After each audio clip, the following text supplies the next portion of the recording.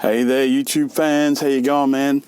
Hey, for my records, I'm using the Boya BY-M1 microphone.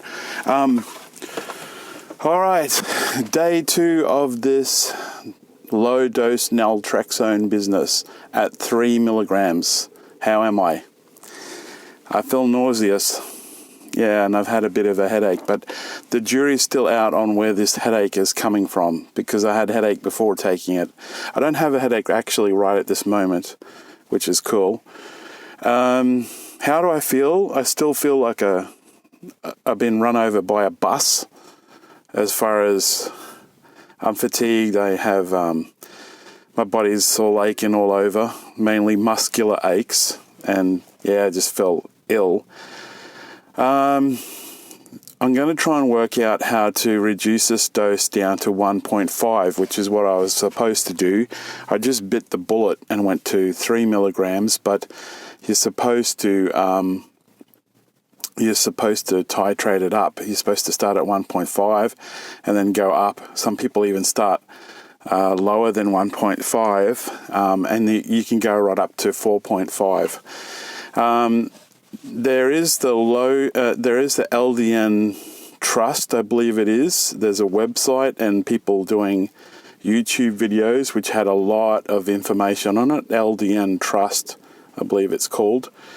And it answered a lot of my questions, and it looks pretty good, including it will help psoriasis and things like that. So, and you can take this long term allegedly, but check with your doctor. Apparently there's been people on this for 20 years, and it doesn't affect your liver at those low doses apparently. But as I said, check with your doctor before you do anything. I'm going to go back and see him on Tuesday. The other thing I noticed, which is really weird, I've got a pizza in the car because I've been starving, but my weight is actually coming down, which is really good. It's not going up, but I don't feel well enough to go and hit the gym yet. But I noticed that my taste buds changed. So this pizza I'm having, it's only small, don't get on my case, and it's once a week, if at that. But and I've only had half of it, and it's my taste buds changed. That's really weird. So it tastes more bland, and I 100% know that that's naltrexone doing that, because naltrexone at a higher dose, I think it's 8 milligrams, is mixed with another ingredient, and they use it in Contrave tablets, Contrave, for weight loss. And a lot of people can't handle that one, apparently. Yeah, so it makes sense that my taste buds change.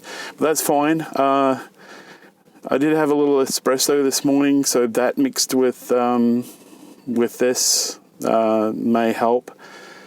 I did actually sleep a little bit better, although I went, because I'm taking it in the morning, by the way. They tell you to take it at night, but I just immediately couldn't sleep that night that I started taking it. So I'm taking it in the mornings, 3 milligrams once a day, just with water on an empty stomach.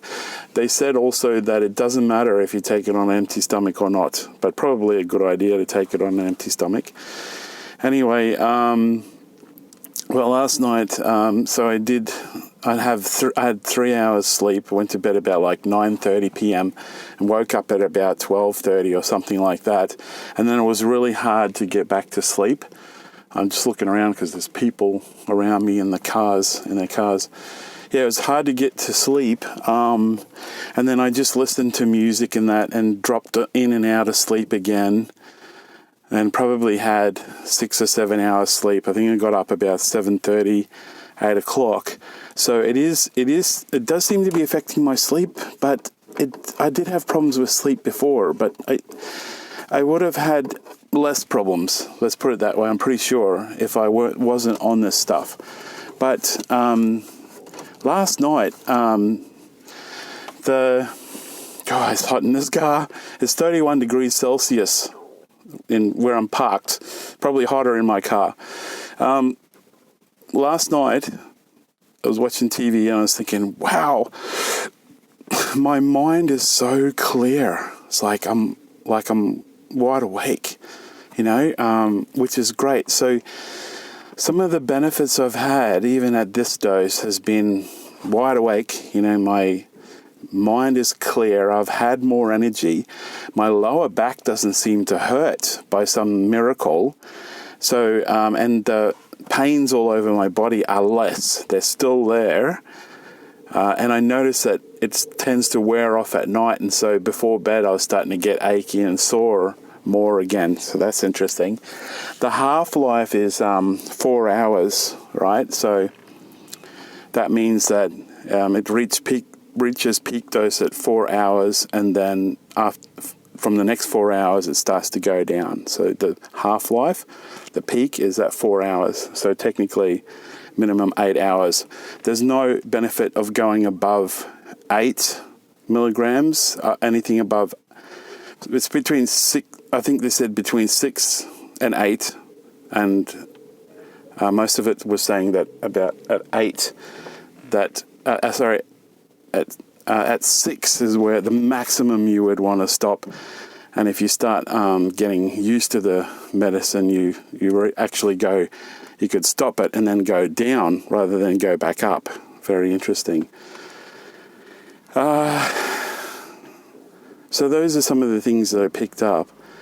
I've got families everywhere here at the moment. All right, I'm going to try and work out.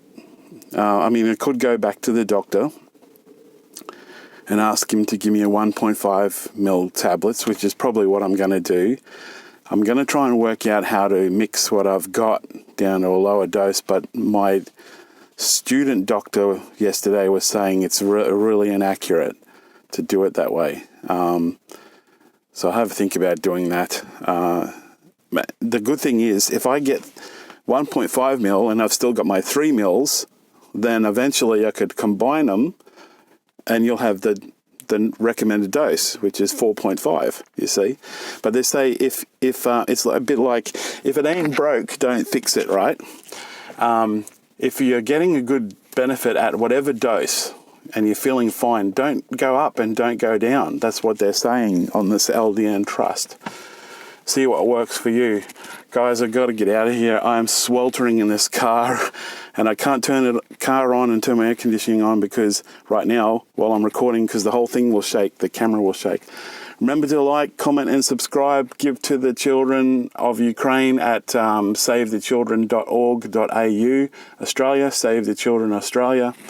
God bless. Teach us out. Ciao.